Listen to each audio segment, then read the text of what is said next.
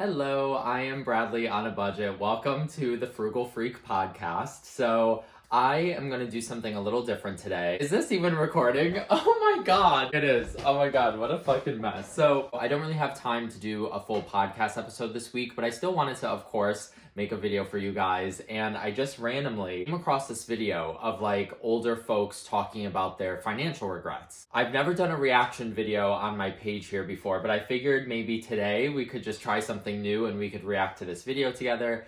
I'm sorry this whole setup is so unprofessional. Also, my 10-year-old's tripod finally broke, so if you could even see what it looks like right now, it's awful. And I barely have storage on my phone to film this. So we really are just going through it today. So a little backstory about me before we get into this reaction video is that I was in $130,000 of student loan debt before my 21st birthday. And so ever since 2013, I've been saving every dollar I could. Of course, having some fun along the way, but mostly being super strict, very disciplined, cooking all my food at home, not going shopping, and I am 32 today with almost $500,000 saved. So I am very passionate about people being responsible with their money, saving their money, because I went from such a financial nightmare to a financial dream come true. And it took 12 years of my life, and it took a ton of sacrifice. Okay, so let's get into it. What I do for money is Uber driving. I'm curious to know whether there are any other 84-year-old drivers. I'm 82 years old, and I wish I could retire now. I do not have any retirement savings. I always felt that I was too young to think about retirement. When I started my money saving journey 12 years ago, the last thing I thought about was retirement. For me, it just came from a place of survival, and I just wanted to save every dollar I could just to make sure I could pay my bills and just to keep a roof over my head and to be okay. I get so much pushback on my content for being responsible with my money, for saving my money, for saying no to things, for living within my means. The pushback I get all the time is that life is too short, or life's not guaranteed. The cost of living has gotten out of sight, and there is no safety net for the elderly. Bills are harder to pay because everything costs more. I grew up very poor, and part of what drives me right now is that I don't want to be poor again, because I know what it feels like. As soon as you start working, plan for retirement. So I want to talk about that too. Like, my heart really breaks for older folks because something I think about all the time is how the cost of everything has risen to such an extreme that even people in my generation, I'm 32 years old, like even we feel like the stress or the tightness of the cost of things and the affordability of things. Something I feel like we don't talk about enough are the older generations. How I don't think they have expected for things to get as expensive as they have. And I even have someone personally in my life who is 73, 74, and is in a situation like this. I've been a cocktail waitress. I've driven a catering truck. I've worked in cable TV. Very me. I started as doing everything. At the peak of my career, I was probably earning maybe $50,000 or $60,000, which isn't a lot of money, but it was enough for me. I was vice president of a company that developed advanced communication systems. I earned $115,000 a year. Wow.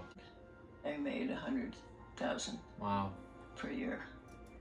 And, you know, of course, I don't know what the conversations are going to be next, what they're about to say, but this is like my whole philosophy is that when you're working and you're working hard and you're earning money, and then you look at them at their age and they kind of have like nothing to show for it. And that's like one of the biggest messages that I try to push in my content is that you're working, but when you're also making awful choices, when you're living a bigger lifestyle than you can afford, when you're living the instant gratification or treat yourself culture that we've been so convinced by social media is the only way to live, it leaves you with all this stuff, but it also leaves you with no money. Let's jump back in. I got laid off, I think, 2 times in my career, and it took me a while to find other employment. So I would draw from that 401k money to support ourselves. He withdrew money from his 401k just to be able to survive.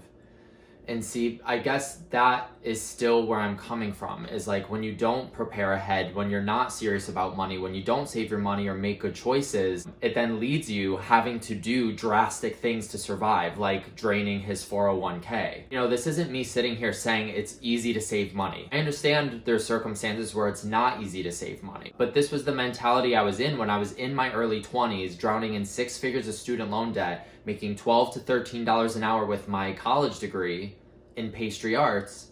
I got so serious. I got so disciplined. I tried to live as cheap as possible because I always wanted to be okay. I always wanted to be prepared for an emergency or if I was to lose my job. In the early 90s, there was a stock market crash. I didn't know what I was doing. I panicked, so I sold all of my stock. I might have a degree in mathematics, but it doesn't mean I'm financially literate.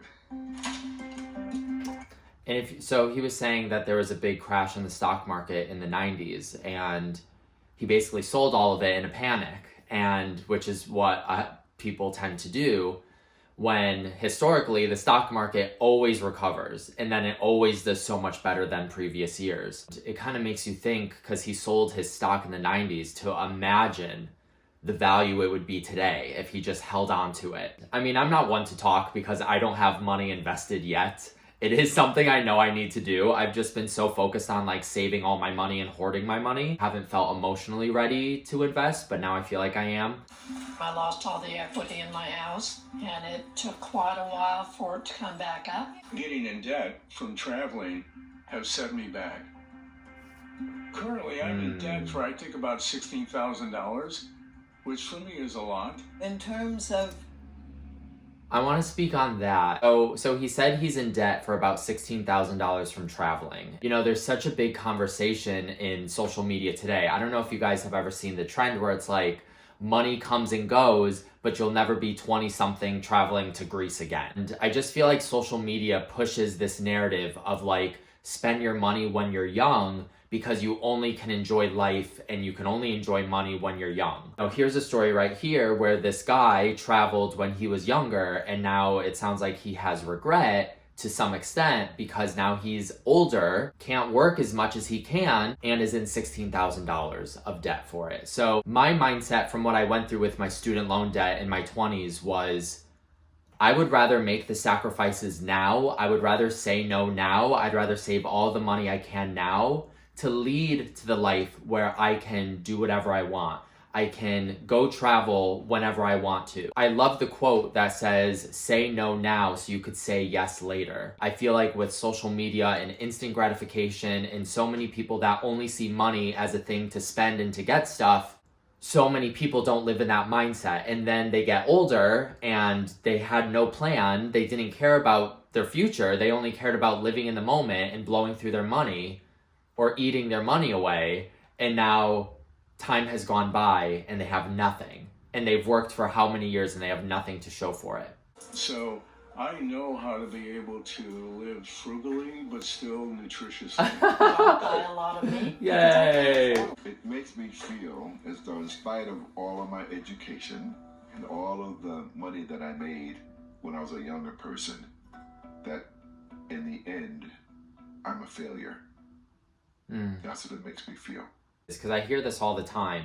Like, I wish, I regret. And what I always tell people is, like, you will never be able to go back in time and undo what you've done. Trust me. As someone who regrets my 6 figures of student loan debt more than anything, I spent so much time in my 20s hating myself and wishing I was more aware at 16 years old than I was at the time to have realized the mess I was making or the bad decision I was making by going to that school. No amount of being negative or hating yourself or being mad at yourself is going to undo what's already been done. But I think what's important is to realize that you have every bit of control of what happens from here on out. And from here on out, you can start saving your money. You can start making better choices with money. You can develop discipline.